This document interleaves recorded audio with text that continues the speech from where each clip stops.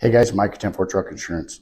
This week we're going to cover what the basic knowledge a driver should know before starting a career in truck driving.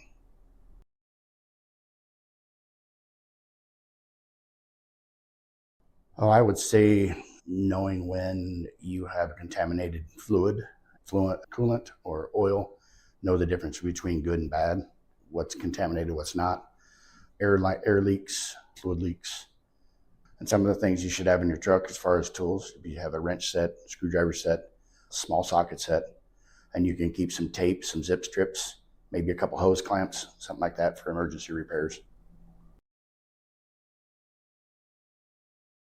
All they need to do their walk around.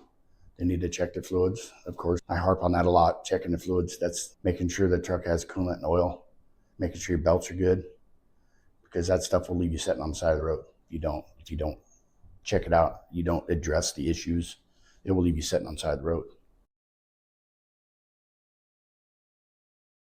Electrical, diagnosing the electrical.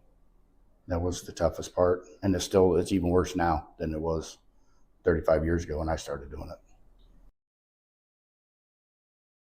Truck focus is best, truck trailer repair.